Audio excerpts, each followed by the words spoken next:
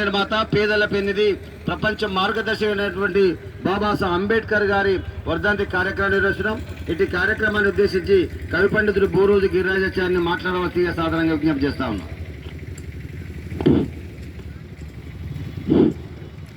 భారతదేశ స్వాతంత్రానంతరం విశ్వమేధావి, భారతదేశానికి దశ దిశ నిర్దేశించిన మహనీయుడు, భారత రాజ్యాంగ శిల్పి డాక్టర్ బిఆర్ఆర్ అంబేద్కర్ గారి వర్ధంతి కార్యక్రమాన్ని నిర్వహిస్తున్న ప్రియమిత్రులు రాజారాం ప్రకాష్ సార్ గారు, అలాగే వనపర్తి జిల్లా గంగపుత్ర సంఘ నాయకుడు మద్దిలేటి గారు, కవి గాయకుడు మల్లెపు నరసింహ, వాల్మీకి సంఘ నాయకుడు మండ్ల దేవన్న నాయుడు, మైనార్టీ నాయకుడు, బాయ్ స్కూల్ క్రాఫ్ట్ టీచర్ బాలమీయ గారు ఈ కార్యక్రమానికి పిచ్చేసిన అందరికీ స్వాగతం పలుకుతూ 13 డిగ్రీలు సాధించి విశ్వంలో విశ్వమేధావిగా కొలంబియా విశ్వవిద్యాలయం నుండి డాక్టరేట్ అందుకున్న మహనీయుడు డాక్టర్ అంబేద్కర్ గారు.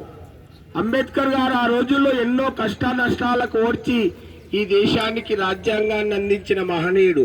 ఒక అంటరాని మహర్ కుటుంబంలో పుట్టి ఎన్నో అవమానాలు ఎదుర్కొని ధైర్యంగా నిలబడి రాజ్యాంగాన్ని ఇచ్చిన మహనీయుడు అంబేద్కర్ గారు.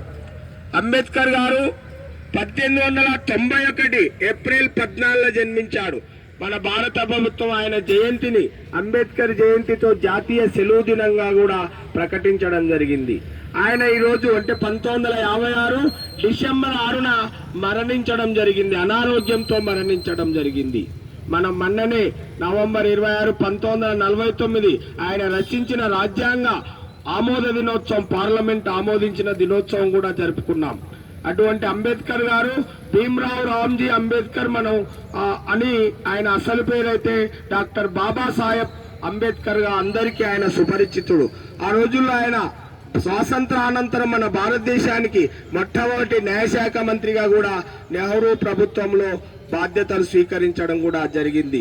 కనుక అంబేద్కర్ గారు ఆ రోజుల్లో మహారాష్ట్ర వాళ్ళు మధ్యప్రదేశ్ అయిన మౌ ప్రాంతంలో జన్మించిన మహారాష్ట్రలో అంటవాడ అనే ప్రాంతంలో నివసించి అక్కడే విద్యాభ్యాసం చేస్తే ఆ రోజు మహర్ జాతి వాళ్ళను, అంటరాని వాళ్ళను బడిలో దూరంగా కూర్చోబెట్టి అంటరాని వాళ్ళకు ఫీన్ నీళ్ళు ఇచ్చేవాడు.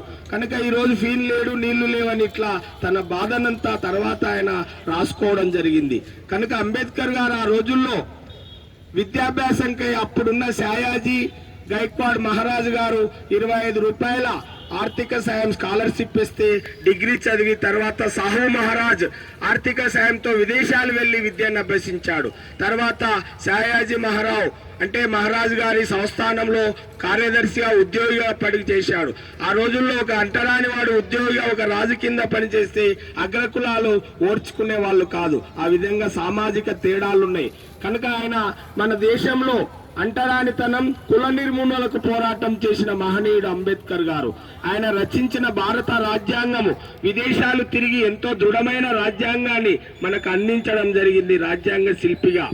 ఆ రోజుల్లో ఆయన భార్య రమాబాయి అంబేద్కర్ గారు, ఆయనకు బాల్య వివాహం జరిగిన ఆ రోజుల్లో ఆయన విదేశాల్లో చదువుతుంటే పిల్లలు పిట్టల్లాగా రాలిపోతున్న ఆయన ఉన్నత విద్యను ఆశించి ఆ అమ్మ పిల్లలు చనిపోయిన విషయం కూడా అంబేద్కర్ గారికి చెప్పలేదు. ఎందుకంటే నా భర్త ఒక ఉన్నత విద్యావంతుడు కావాలని ఆశించింది. పిడికలు చేసి డబ్బులు పంపించింది. తర్వాత ఆ అమ్మ మరణించిన తర్వాత ఆయన కొంత వైరాగ్యంలోకి వెళ్ళిపోతాడు. కనుక ఆ వైరాగ్యంలోకి వెళ్ళి ఆ రోజుల్లోనే ఆయన బౌద్ధ మతం స్వీకరించడం జరిగింది. కనుక సంత్ గాడ్గే బాబా కూడా హిందూ మతానికి హాని జరగకుండా ఏ మతమైనా స్వీకరించంటే మన భారతదేశ కీర్తి పతాకమైన బౌద్ధ మతాన్ని స్వీకరించిండు. ఇప్పుడు మన భారతదేశ చిహ్నాలు కూడా బౌద్ధ మతానికి సంబంధించినవి. అశోక చక్రం, వివిధ రకాలు, 4 తలల సింహం ఇలాంటివి. కనుక ఆ విధంగా బౌద్ధ మతం స్వీకరించి చివరికి అనారోగ్యంతో తర్వాత అనారోగ్య కారణాల వల్ల అతడు మరణించడం జరిగింది.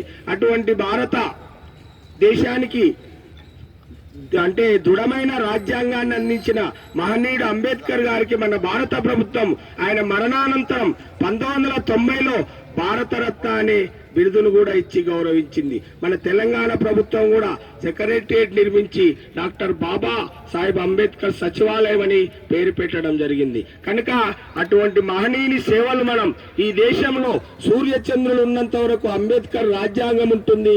రాజ్యాంగం ప్రకారమే మన భారతదేశము నడుచుకుంటుంది. కనుక అటువంటి రాజ్యాంగ శిల్పిని మనం నిరంతరం స్మరించుకొని ఆయన ఆశయాలను అంటే ఆచరించి చూపాలని తెలియజేస్తూ ముగిస్తున్నాను. జోహార్ బాబాసాహెబ్ అంబేద్కర్ కు జోహార్ జోహార్. వర్ధిల్లాలి భారత రాజ్యాంగం. వర్ధిల్లాలి వర్ధిల్లాలి. భారత రాజ్యాంగం. వర్ధిల్లాలి వర్ధిల్లాలి. భారత రాజ్యాంగాన్ని వర్ధిల్లాలి. కాపాడుకుందాం భారత రాజ్యాంగం. కాపాడుకుందాం కాపాడుకుందాం.